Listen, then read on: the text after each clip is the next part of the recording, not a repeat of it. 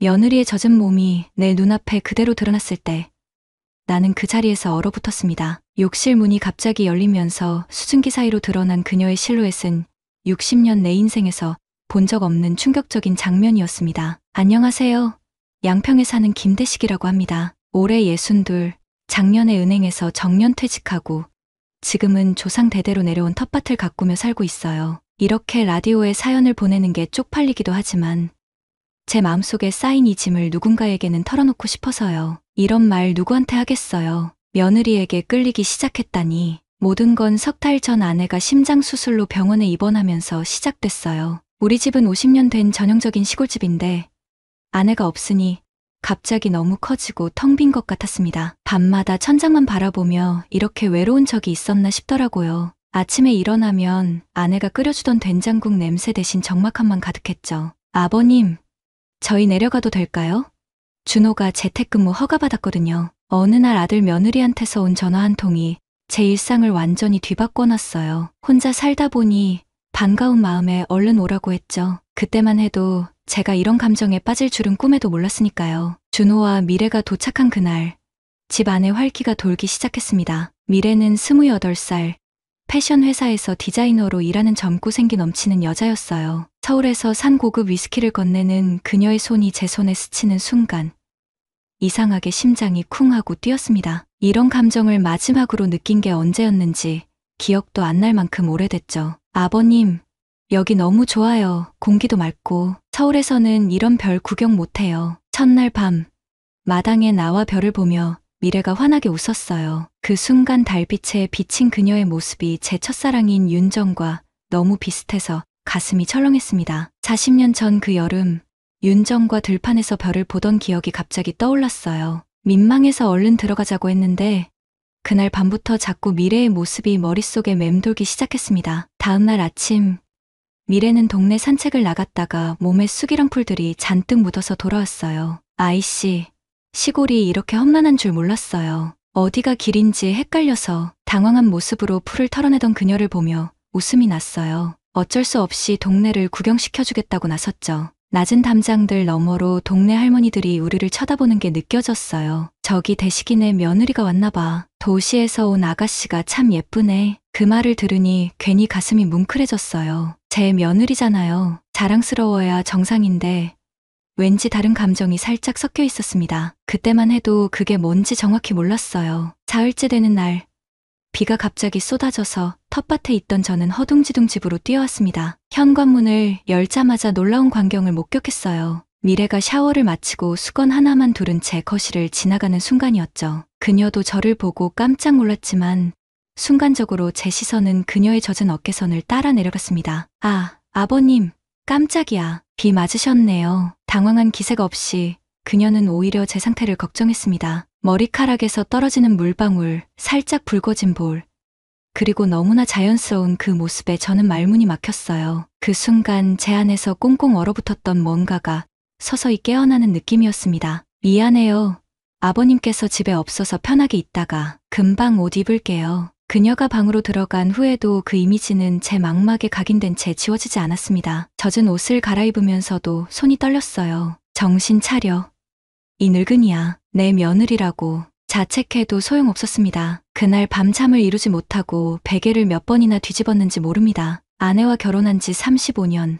한 번도 다른 여자에게 눈 돌린 적 없었는데 갑자기 이런 감정이 왜 일어나는 건지 이해할 수 없었어요. 죄책감과 혼란스러움이 밀려왔지만 한편으론 오랜만에 느끼는 설렘에 가슴이 두근거렸죠. 다음날 아침, 미래가 부엌에서 요리하는 모습을 보며 괜히 머뭇거렸어요. 아버님, 어제 그거 너무 민망해하지 마세요. 우리 이제 한 가족인데요 뭐. 저도 편하게 지낼게요. 그녀의 말에 더 당황한 건 저였습니다. 쿵쿵거리는 심장 소리가 그녀에게 들릴까봐 겁이 났어요. 식탁에 앉으니 미래가 준비한 아침이 차려져 있었는데 아내가 해주던 된장국과 거의 같은 맛이었습니다. 어떠세요?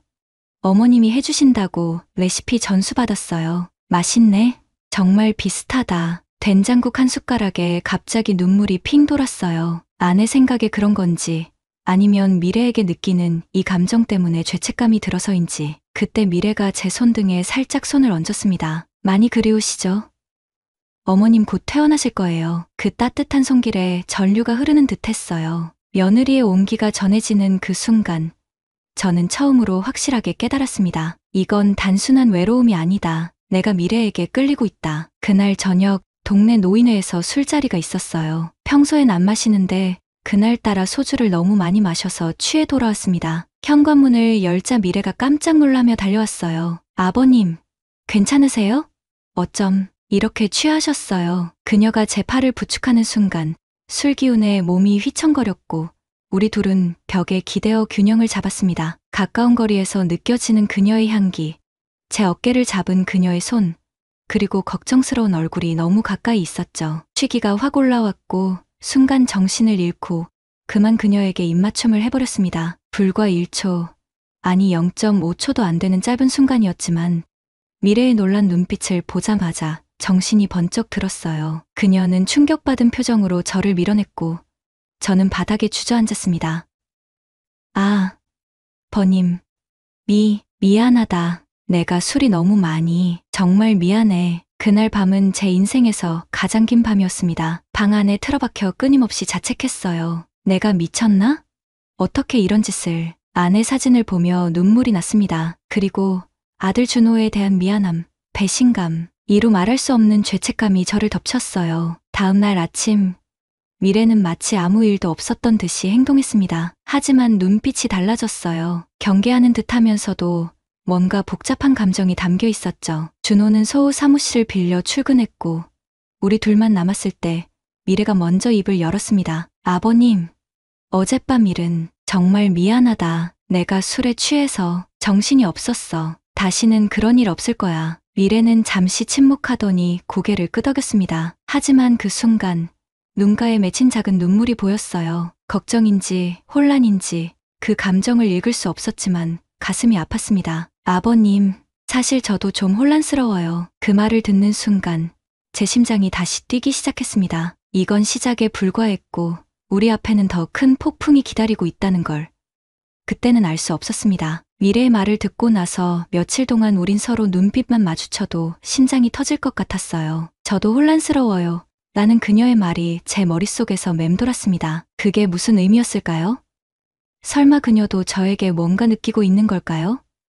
아니면 단순히 이 상황 자체가 혼란스럽다는 말이었을까요? 준호는 아무것도 눈치채지 못한 채 매일 아침 출근했고 저와 미래는 묘한 긴장감 속에서 하루하루를 보냈습니다. 서로 조심스럽게 거리를 두려고 했지만 이상하게도 더 많은 시간을 함께 보내게 되더라고요. 그날 미래가 제안했습니다. 아버님, 텃밭일 좀 도와드릴까요?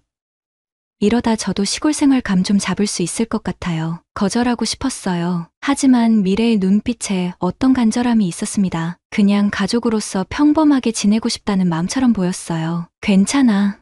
도시 아가씨가 흙묻히면 뭐해.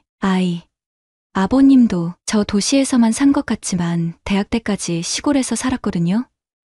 흙묻는 거 무섭지 않아요. 그렇게 우린 함께 텃밭 일을 시작했어요. 미래는 의외로 농사일에 소질이 있었습니다. 호미질도 척척, 모종 심기도 능숙했죠. 그녀가 땀에 젖은 이마를 닦는 모습을 볼 때마다 가슴이 저릿했어요. 이렇게 직접 기른 채소로 음식 해먹는 게 진짜 행복이겠어요. 서울에선 상상도 못했는데 봄비가 내리던 어느 날 우리는 급히 심어둔 모종의 비닐을 덮고 있었어요. 그때 미래의 손이 제 손등 위에 겹쳐졌습니다. 잠깐의 접촉이었지만 우린 서로의 눈을 마주쳤고 시간이 멈춘 듯 했습니다.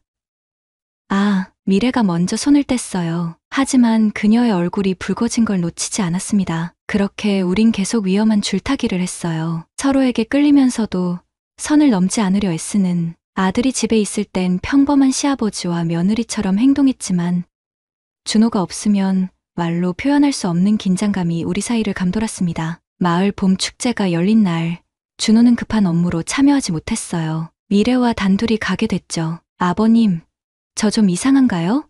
축제 길을 걸으며 미래가 물었습니다. 무슨 말이야? 가끔 제가 이상한 상상을 할 때가 있어서요. 그냥 혼자 있을 때 이런저런 특히 아버님과 상상이요. 심장이 쿵 내려앉는 기분이었어요. 말을 고르느라 침묵이 길어졌습니다. 다들 그럴 수 있지. 이상한 생각할 수도 있고. 축제장은 시끌벅적했어요. 동네 어르신들이 우리를 보더니 웃으며 다가왔습니다. 대식이 며느리랑 같이 왔구먼. 어이구, 부부인 줄 알았네. 순간 얼굴이 화끈거렸어요. 미래도 당황한 듯 고개를 숙였습니다. 그 말 한마디가 우리 사이를 더욱 어색하게 만들었어요. 그날 밤 축제에서 받은 막걸리 한 병을 미래와 함께 마셨습니다. 조금씩 취기가 오르는 가운데 그녀가 갑자기 물었어요. 아버님, 어머님 만나기 전에 다른 여자분들 많이 만나보셨어요? 예상치 못한 질문에 당황했지만 솔직하게 대답했습니다. 그렇게 많진 않았어. 첫사랑 윤정이라고 있었고 그 다음에 몇 명 더 만났지만 내 어머니를 만났을 때 바로 알았어. 이 사람이구나 하고. 정말요? 어떻게 아셨어요? 그냥 가슴이 두근거리면서도 편안했달까. 설레면서도 안정감이 있었어. 미래가 조용히 듣고 있다가 갑자기 웃음을 터뜨렸어요. 웃기죠? 제가 이런 질문을 하다니. 아니, 괜찮아.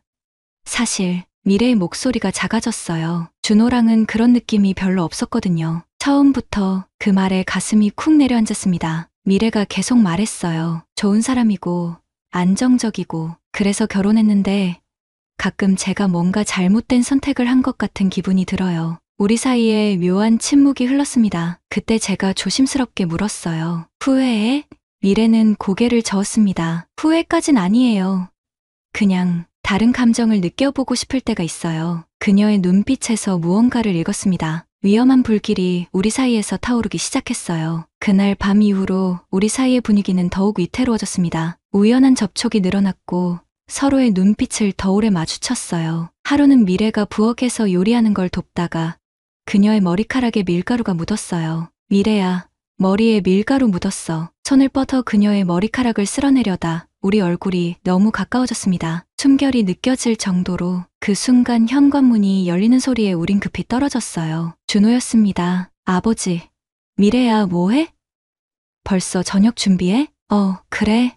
미래가 수제비 만들고 싶다고 해서. 준호는 아무것도 눈치채지 못했지만 미래와 저는 불안한 시선을 교환했습니다. 이건 위험한 게임이었어요. 어느 날 아내와 영상통화를 하고 있었습니다. 완쾌가 빨라 다음 주에 퇴원할 수 있을 것 같다고 했어요. 기뻐해야 하는데 왠지 모를 불안감이 엄습했습니다. 여보, 집은 어때요?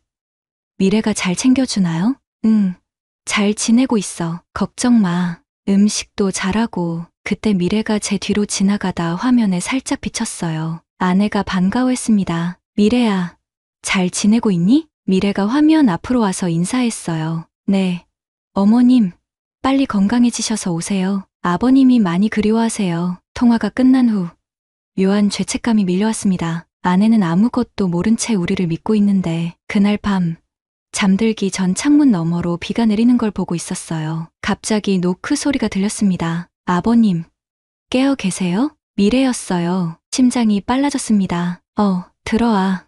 미래가 조심스럽게 문을 열고 들어왔어요. 하늘색 파자마 차림이었는데 그 모습이 너무 아름다웠습니다. 잠이 안 와서요. 준호는 코 골며 자는데 그녀가 제 침대 끝에 앉았어요. 적절한 거리였지만 그 상황 자체가 위험했습니다. 아버님, 제가 왜 이러는지 모르겠어요. 무슨 말이야? 가끔 아버님 생각하면 가슴이 두근거려요. 폭탄이 터진 느낌이었어요. 그토록 듣고 싶었으면서도 두려웠던 말이었으니까요. 미래야, 우린 이러면 안 돼. 알아요.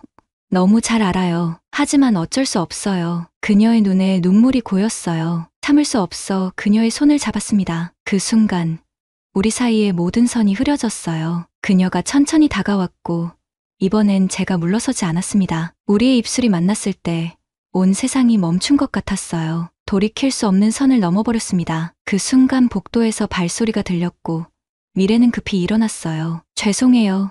이러면 안 되는데. 방을 나가는 그녀의 뒷모습을 바라보며 저는 깊은 혼란에 빠졌습니다. 무엇이 옳은지, 내가 원하는 게 무엇인지 모든 것이 뒤섞였어요. 다음 날 아침 준호가 갑작스러운 소식을 전했습니다. 아버지, 제가 다음 주부터 일주일간 해외 출장을 가게 됐어요. 심장이 멎는 것 같았어요. 일주일간 미래와 단둘이, 그것도 이런 상황에서. 괜찮겠어? 미래는 혼자 있어도 되고? 네. 아버지가 계시잖아요. 제가 없어도 미래 잘 챙겨주세요. 그 말에 죄책감이 파도처럼 밀려왔습니다. 미래와 눈이 마주쳤고 그녀의 눈빛에서도 같은 불안과 기대가 보였어요. 준호가 출장 준비를 하는 동안 저는 텃밭에서 혼자 생각을 정리했습니다. 이대로 가면 돌이킬 수 없는 상황이 올 거야. 우리 가족이 망가질 수도 있어. 그날 밤, 미래가 제 방으로 다시 찾아왔어요. 이번엔 결심한 듯한 표정이었습니다. 아버님, 우리 정말 이러면 안 되는 거죠? 그래. 안 돼. 넌 내 며느리고 준호의 아내야. 그리고 나도. 미래의 눈에서 눈물이 흘러내렸어요. 알아요. 하지만 가슴이 너무 아파요. 처음으로 이런 감정을 느꼈는데 참을 수 없어 그녀를 안아주었어요. 위로의 포옹으로 시작했지만 서로의 체온이 느껴지자 모든 이성이 날아가 버렸습니다. 그녀의 입술이 제 것을 찾았고 저도 그녀에게 응답했어요. 포옹은 점점 깊어졌고 옷이 하나둘, 그녀의 부드러운 피부, 모든 것이 저를 미치게 했어요. 우리는 그 밤 모든 선을 넘어버렸습니다. 사랑을 나누면서도 그 순간만큼은 세상의 모든 죄책감을 잊었어요. 새벽녘, 미래가 제 품에서 일어나며 속삭였습니다. 이건 잘못된 건가요? 저는 대답할 수 없었어요. 잘못인 줄 알면서도 그 순간만큼은 너무 완벽하게 느껴졌으니까요. 준호가 출장 가면 우리 어떻게 해요? 모르겠어. 하지만 이건 계속되면 안 돼. 그녀는 슬픈 눈으로 고개를 끄덕였지만 우리 둘 다 정말로 멈출 수 있을지 확신이 없었습니다. 준호가 출장을 떠나기 전날 저희 셋은 마지막 저녁 식사를 함께 했어요. 표면적으로는 평범한 가족 식사였지만 미래와 제 눈빛 교환은 이미 우리가 돌아갈 수 없는 강을 건넜음을 말해주고 있었습니다. 출장 잘 다녀와. 미래는 내가 잘 돌볼게. 그 말을 하면서도 가슴이 찢어지는 것 같았어요. 아들을 배신한 죄책감. 그럼에도 불구하고 미래를 향한 감정을 끊지 못하는 자신에 대한 분노. 미래는 준호의 짐을 싸주면서 눈물을 참고 있었습니다. 그 모습을 보니 마음이 더 아팠어요. 준호가 출발하기 전 미래에게 입맞춤하는 모습을 보는 건 고문 같았어요. 하지만 바로 그 순간 제 마음속에 결심이 섰습니다. 이건 멈춰야 해. 지금이라도. 하지만 7일간의 일을 솔직히 말씀드리자면 그건 제 인생에서 가장 달콤하고도 위험했던 시간이었어요. 처음 이틀은 죄책감에 시달렸지만 그 이후로는 믿기 어렵겠지만 그런 감정도 사라졌습니다. 집 안 곳곳에서 우리는 서로를 탐험했어요. 부엌 식탁 위에서, 거실 소파에서, 심지어 아들의 방에서도. 그때는 양심이고 뭐고 다 내던진 상태였으니까요. 미래의 몸은 젊고 탄력 있었고 제 몸은 오랜만에 불타올랐습니다. 마치 20대로 돌아간 것 같았어요. 아버님, 이러면 안 돼요. 라고 미래가 말하면서도 벗었죠. 우리는 매일 밤 서로의 품에서 잠들었고 아침에 눈을 뜨자마자 또다시 사랑을 나눴습니다. 들킬까 두려워 밖에 나가지도 않았어요. 그저 집 안에서 서로를 탐험하는 데 모든 시간을 썼죠. 우리 이러다 들키면 어떡해요? 미래가 어느 날 물었어요. 모르겠어. 하지만 나는 지금 내가 제일 중요해. 그렇게 우리는 현실을 완전히 잊고 서로에게 빠져들었습니다. 매 순간이 꿈만 같았어요. 이성이 마비됐다고 해야 할까요? 양심 따위 생각할 새도 없이 서로를 취해 지냈습니다. 준호가 돌아오기 전날 우리는 마지막 밤을 보내면서 과거 어느 때보다 격정적으로 나눴어요. 그녀의 구석구석에 제 흔적을 남기는 것 같았고 그녀도 마찬가지였죠. 마치 이 순간이 영원히 지속되길 바라는 마음으로. 아버님, 이게 정말 마지막이에요?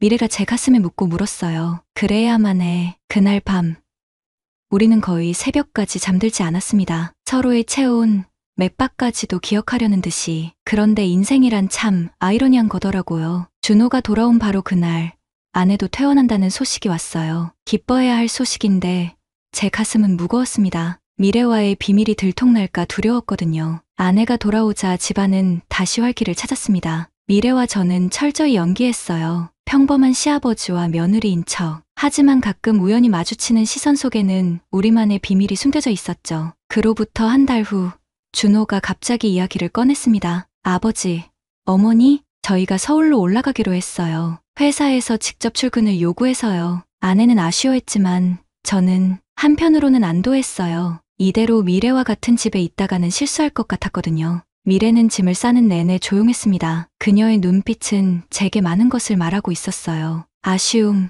그리움, 그리고 비밀. 서울로 떠나기 전날 밤, 미래가 몰래 제 방으로 찾아왔어요. 아버님, 마지막으로 한 번만 안아주세요. 거절해야 한다는 걸 알면서도 그녀를 품에 안았습니다. 그리고 그건 단순한 포옹으로 끝나지 않았어요. 우리는 모든 위험을 감수하고 마지막으로 한 번 더 나눴습니다. 아내와 아들이 자고 있는 바로 옆방에서 다음 날 준호와 미래는 서울로 떠났습니다. 작별 인사를 하면서 미래는 제 귀에 속삭였어요. 절대 잊지 않을게요. 2개월이 지났을까요?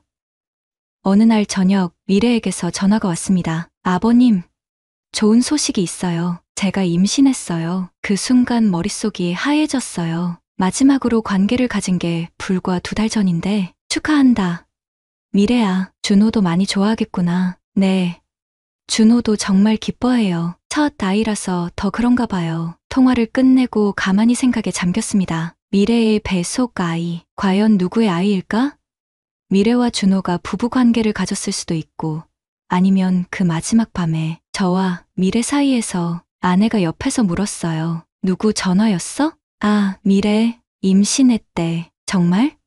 우리가 곧 할머니 할아버지 되겠네, 대식씨. 이제 진짜 나이 드는구먼. 아내는 기뻐했지만 제 마음속엔 온갖 감정이 뒤섞였습니다. 기쁨, 두려움, 죄책감, 그리고 희미한 설렘까지. 6개월 후 준호와 미래가 시골집에 놀러 왔어요. 미래의 배는 이제 많이 불러 있었습니다. 제 시선이 자꾸 그녀의 배로 향했죠. 아버님, 만져보실래요? 요즘 아기가 많이 움직여요. 그녀가 제 손을 끌어 배에 얹었을 때 묘한 감정이 밀려왔어요. 이 아이가 혹시 그날 밤 미래가 다시 제 방을 찾아왔습니다. 아내는 깊이 잠들어 있었죠. 아버님, 궁금하시죠? 의사 선생님이 임신 시기를 정확히 알려주셨어요. 그날 밤부터 계산하면 미래는 말을 흐렸습니다. 그리고 제 손을 다시 그녀의 배에 얹으며 미소를 지었어요. 준호가 저희 아기 초음파 사진 보더니 자기를 닮았대요. 특히 코 모양이. 그녀의 말에 가슴이 철렁했습니다. 준호의 코는 저를 빼닮았거든요. 미래야, 걱정 마세요, 아버님. 우리의 비밀은 영원히 비밀로 남을 거예요. 하지만 이 아이가 누구의 피를 이어받았든 사랑받으며 자랄 거예요. 그렇게 미래는 방을 나갔고 저는 밤새 잠을 이루지 못했습니다. 비밀의 끝과 시작이 공존하는 순간이었어요. 3개월 후 미래는 건강한 남자아이를 출산했습니다. 사진을 받아보니 정말 준호를 닮았더군요. 하지만 눈매는 어쩐지 제 젊은 시절 모습과 겹쳐 보였어요. 평생 알 수 없는 비밀을 간직한 채 저는 이제 할아버지가 되었습니다. 때때로 그 아이를 볼 때마다 가슴이 먹먹해지지만 이건 제가 평생 짊어져야 할 업보겠죠. 이게 제 이야기의 끝입니다. 잘못된 선택이 가져온 달콤하고도 씁쓸한 결말. 누군가에겐 교훈이 되었으면 합니다. 이런 금지된 욕망의 소용돌이에 빠지지 않기를. 오늘의 사연은 여기까지입니다. 구독과 좋아요는 사랑입니다.